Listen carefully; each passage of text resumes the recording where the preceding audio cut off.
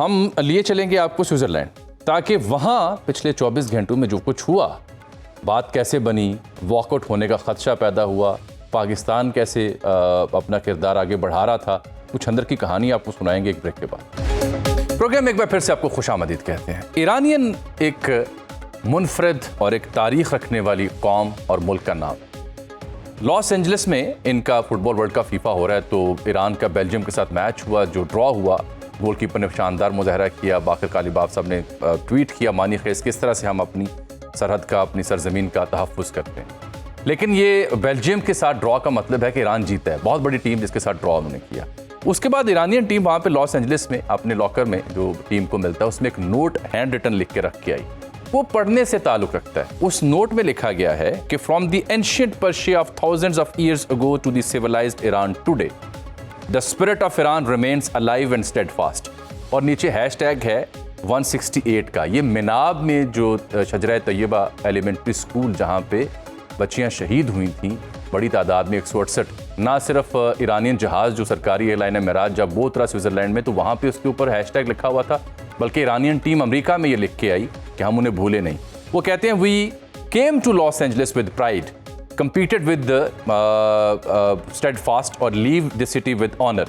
Los Angeles, we are grateful to your hospitality and we are grateful to all the Iranians who in these 180 minutes stood for Iran with all their heart, voice and being. We wish for peace, respect and friendship among all the nations of the world. Iranian team ने इस खेल में शानदार मुजाहरे के बाद अंजाम ये किया कि हम दुआ करते हैं, ख्वाहिशमंद हैं पीस के लिए, इज्जत के लिए, बकाए बाहमी के लिए, दोस्ती के लिए तमाम ममालिक के बीच। बहुत ही मानी खेज पैगाम वो वहाँ पे छोड़ के आए, लेकिन जो मुज़ाकरात के दौरान पैगाम रसानी होती रही उसके हवाले से बड़ी तशवीशनाक खबरें मिलती रहीं। ये तासुर भी मिला कि बॉयकॉट कर गया है ईरानी वफ्द, ये तासुर भी मिला कि वॉकआउट कर गए हैं, गाड़ियों का काफिला जाते हुए भी दिखा दिया कुछ सहाफ़ियों ने। लेकिन there was one man, Anas Malik, मेरे बड़े फेवरेट रिपोर्टर हैं, इंटरनेशनल अफेयर्स कवर करते हैं, bureau chief Asia one, he is there in Switzerland. अभी आप देख रहे हैं वहाँ पे स्विट्ज़रलैंड के पुरफज़ा मुकाम पे मौजूद हैं। He was of the view कि नहीं साहब, बात चल रही है, बात बिगड़ी नहीं। और वही हुआ। अब जब हम शाम को आपसे प्रोग्राम कर रहे हैं तो उसमें आप देख रहे हैं कि मुज़ाकरात का एलामिया जारी हो गया। अनस, हुआ क्या था? ईरानी वक्त वाकई रूठ गया था? बहुत शुक्रिया जामी साहब for having me on the show. देखें, कल जब ये मुज़ाकरात का सिलसिला शुरू हुआ तो ये 100 मिनट तक मुज़ाकरात चले। अच्छा। अब मुज़ाकरात से पहले बैकड्रॉप में 2-4 चीजें। मुज़ाकरात से पहले ये हुआ कि कतर ने जो है वो ये क्वाड्रिलैटरल फॉर्मेट प्रपोज किया था। तो उस क्वाड्रिलैटरल फॉर्मेट के तनाजुर के अंदर हमने ये देखा था कि मीडिया को भी अरेंज किया गया था। ईरानी साइड ने ये बात कम्युनिकेट की थी कि उन्होंने मीडिया के सामने नहीं बैठना और वो मिनाब में 168 बच्चों के जो कातिल हैं उनके साथ वो पब्लिकली हाथ नहीं मिला सकते, एक बात। और जबकि आयतुल्लाह अली खामनेई का जब तक जनाजा नहीं होता तो तब तक तो बिल्कुल ही उनसे हाथ नहीं मिला सकते। उनका जनाजा अभी 3 और 4 जुलाई को है। तो इसलिए ये बात ईरान को गालिबन कम्युनिकेट नहीं की गई थी। अच्छा, ये बात पहले से, एक बात तो और पहले से डिसाइडेड थी कि इस सेशन की मॉडरेशन पाकिस्तान करेगा क्योंकि पाकिस्तान होस्ट है, लेकिन बर्गनस्टॉक रिजॉर्ट को कतर ओन करता है। तो थोड़ी सी एक कॉम्प्लिकेशन वहां पे थी। अब जब ये बातचीत का सिलसिला शुरू हुआ, 4 फरीकी मुज़ाकरात जो शुरू हुए और वज़ीर आज़म शहबाज शरीफ जो है इसको मॉडरेट कर रहे थे, फील्ड मार्शल आसिम मुनीर उसमें मौजूद थे और दोनों साइड से, चारों साइड फरीकैन से जो है वो बातचीत का सिलसिला चल रहा था।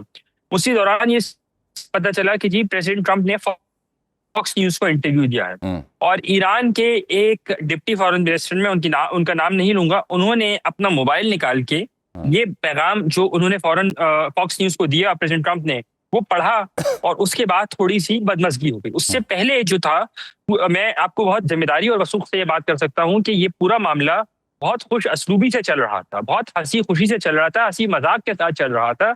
मतलब ऐसे चल रहा था कि अगर ये कहना गलत नहीं होगा कि लग नहीं रहा था कि ये 2 ममालिक हैं कि जिनकी 47 साल पुराना एनिमोसिटी है या नफरत है, दुश्मनी है। और उसके बाद ये जब मामला हुआ तो थोड़े से टेंस माहौल हो गए। ईरानी साइड ने उसके बाद प्रोटेस्ट किया और प्रोटेस्ट के बाद, अब मैं सिर्फ आपको एक लेआउट समझाता हूँ।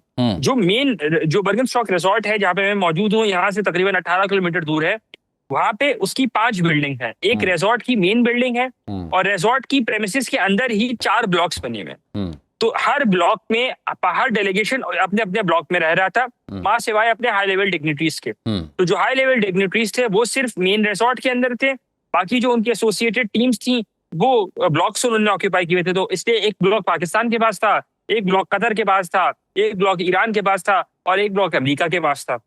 ईरानी साइड ने क्या किया कि जब वो 100 मिनट की बातचीत हो गई, उन्होंने प्रोटेस्ट किया, तो उसके बाद वो मेन वेन्यू के नेगोशिएशन वेन्यू से निकल के अपने होटल के अंदर अपने ब्लॉक में चले गए। और यहाँ पे पीछे खबरें ये चलाई गई कि जी ईरानी साइड रूट के चली गई है और टॉक्स कोलैप्स कर गई हैं, जो कि दुरुस्त नहीं था। ठीक, क्योंकि हम थोड़ा सा पहले आ गए थे तो जगह को समझ रहे थे, जगह को समझ ईरानी साइड उठ के एक कमरे से निकल के एक बिल्डिंग से निकल के दूसरे बिल्डिंग में चली गई थी, जो कि जेन्युइनली 50 कदम भी मैं आपको ज्यादा बता रहा हूँ उसके फासले पर थी।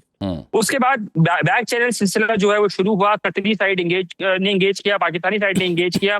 फील्ड मार्शल आसिम मुनीर, वजीर दाखिला मोहसिन नकवी, वजीर आजम शहबाज शरीफ, वज़ारत खारजा की सेक्रेटरी आमना बलोच, इनकी काउंटलेस मीटिंग्स हुई। मैं ये नहीं कहूंगा कि उनकी एक मुलाकात हुई, 2 मुलाकात हुई।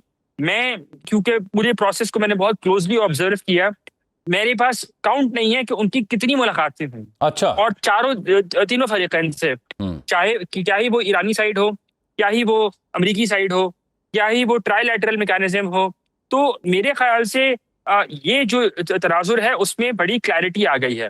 और उसकी तनाजुर के अंदर चीजें फिर प्रोसीड की, बात हुई, और बात में ये बात बड़ी क्लैरिटी थी कि यूएस साइड ने सैंक्शंस वेवर देना है, ऑयल के ऊपर सैंक्शंस वेवर देना है, जो कि अब अमेरिका की जानिब से सैंक्शंस वेवर ईरानी ऑयल की एक्सपोर्ट्स के ऊपर दे दिया गया है। जी अच्छा, ये बड़ी अहम डेवलपमेंट है कि जहाँ पे आइए एक इंस्पेक्टर को इजाज़त और फिर सैंक्शन वेवर ईरानियन तेल और पेट्रोकेमिकल्स के प्रोडक्ट के ऊपर। यानी जब तक ये मुज़ाकरात चल रहे हैं, 60 रोज़ का फाइनल एग्रीमेंट नहीं होता, उस बीच में ईरानियन तेल और पेट्रोकेमिकल के ऊपर पाबंदी हट गई, वो बेच सकते हैं दुनिया को, ये मफहूम है इसका अनस? जी बिल्कुल, 60 रोज तक ईरान अपनी प्रोडक्शन और डिलीवरी और जो सेल है ईरानी ऑयल की वो कर सकती है बगैर किसी हिंड्रेंस के, बगैर किसी पाबंदी के, बगैर किसी सैंक्शन के। ये इस इस्लामाबाद मेमोरेंडम ऑफ अंडरस्टैंडिंग के अंदर इसको लिखा गया था। कल होने वाले मुज़ाकरात में इसके ऊपर बात हुई थी और अब मामलात उसकी तनाजुर में आगे। अच्छा, मैंने थोड़ा सा पीछे देखे जा रहा हूँ आपको, कल हमने रिपोर्ट भी किया था और आप भी उसे बता रहे थे, दे गॉट लेजिटिमेट रीजंस ईरानी। उन्होंने बाकायदा एक ऐसा माहौल बना था जहाँ पे शायद हैंडशेक या तस्वीर बनवाने का फ्रेम या सेट बन रहा था। So they refuse to do सो।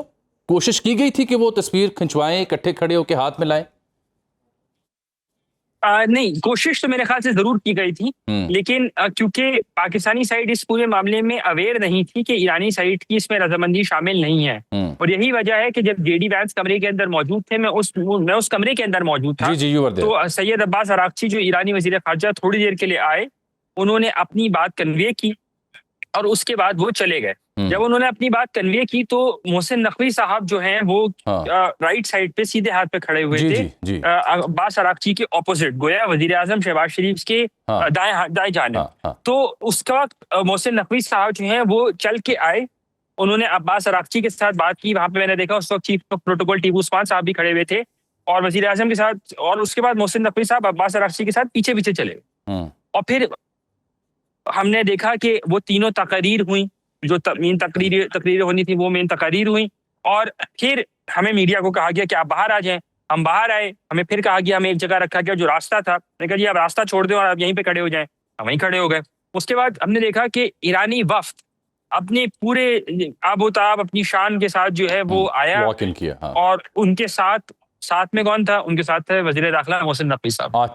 और वो मोहसिन नकवी साहब एक बड़े, जैसे कहते हैं ना कि जुबिलेशन के माहौल में, कि वो अपने किसी दोस्त को, अपने रूठे हुए दोस्त को मना के लेके आए और कोई चीज पाकिस्तान ने बाकायदा अचीव किया है, तो उसकी रिफ्लेक्शन हमें जरूर नजर आई। जी ठीक। अच्छा अनस, एक और मामला यहाँ पे कि अब पाकिस्तानी वक्त भी वापस आ रहा है, ईरानियंस भी आ रहे हैं, और कल मैं सुन रहा हूँ कि मसूद साहब पाकिस्तान का दौरा भी करेंगे।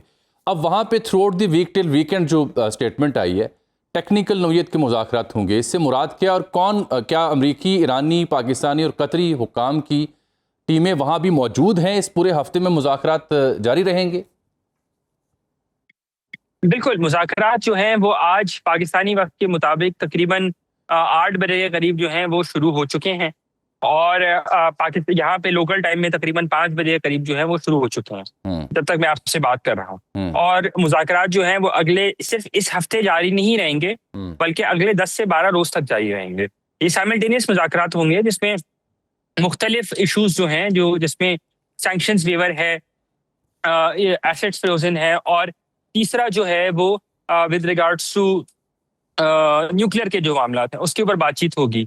न्यूक्लियर के मामला में पाकिस्तान जो है वो पार्ट एंड पार्सल है इस पूरे नेगोशिएशंस के अंदर। पाकिस्तानी टेक्निकल टीम जो है, जो टेक्निकल एक्सपर्ट्स हैं वजारत खारजा के, वो इसमें मौजूद होंगे। वजारत खारजा के भी और दूसरे इदारों के भी वो इसमें मौजूद जरूर होंगे।